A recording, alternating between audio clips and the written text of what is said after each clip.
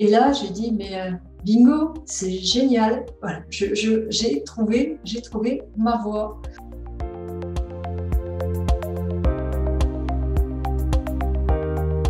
Bonjour, Céline Laèche, je me présente, j'ai 46 ans. J'habite à côté d'Angoulême, à Saint-Yrieix.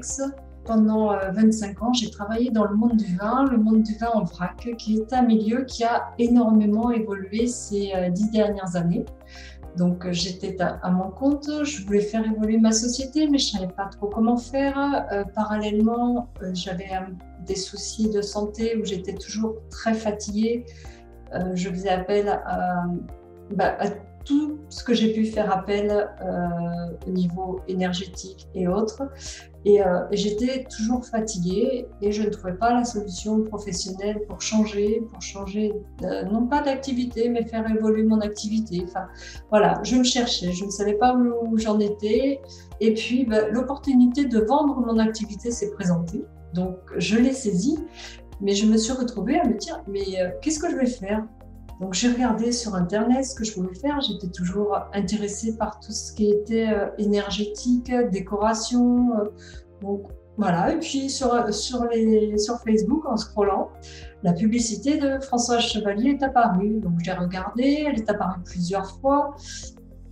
Donc je me suis dit, bon, tiens, c'est peut-être un signe. Alors j'ai tapé, j'ai eu un rendez-vous gratuit avec Françoise. En lui disant, mais de toute manière, voilà, je suis en train de vendre mon activité, mais je ne sais pas quoi faire derrière. Enfin voilà, votre formation m'intéresse, mais c'est vraiment que pour ma culture générale, puisqu'on ne peut pas en vivre, enfin, puisque je gagnais bien ma vie dans le vin. Donc voilà, et Françoise m'a levé ces blocages de me dire, et ces préjugés, de me dire, attention, on ne peut pas vivre de cette activité. Si, on peut très bien en vivre.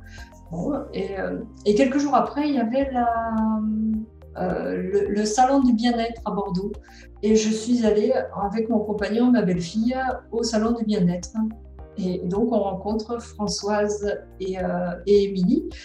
Et voilà, la façon dont elles nous ont décrite toutes les deux, leur façon de travailler, comment elles appréhendaient le feng shui, la capacité du feng shui à pouvoir s'adapter, que c'était pas quelque chose de rigide, etc.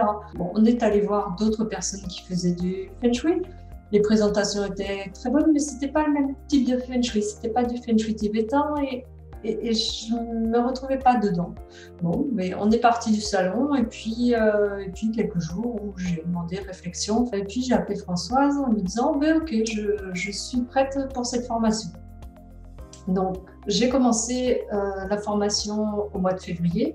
J'avais signé la vente de mon entreprise 15 jours avant. Donc voilà, j'embrayais, c'était super.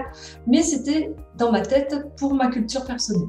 Voilà, je ne voyais pas comment je pouvais intégrer ce que j'allais apprendre au niveau feng shui avec ce que j'ai fait avant. Voilà, j'avais l'impression que c'était à des années-lumière l'un de l'autre. Et lors de notre premier week-end de formation, Émilie me dit, mais tu sais, le feng shui, on peut l'appliquer aussi dans le vin. Et là, j'ai dû faire des yeux comme une chouette. Et donc là, bon, j'ai pris la formation, mais je ne savais pas quoi en faire. Et puis, la formation se faisant, tout au long de la formation, là, j'ai découvert en fait que je pouvais appliquer le feng shui sur les entreprises. Et puis, j'ai découvert aussi plein d'autres facettes, puisqu'on peut aussi l'appliquer sur les animaux. Enfin, voilà, moi, je suis issue du monde agricole et viticole, donc j'ai quand même une fibre avec la nature et avec les animaux assez développée. Donc, j'ai découvert qu'on pouvait le faire sur les animaux, sur les vignes.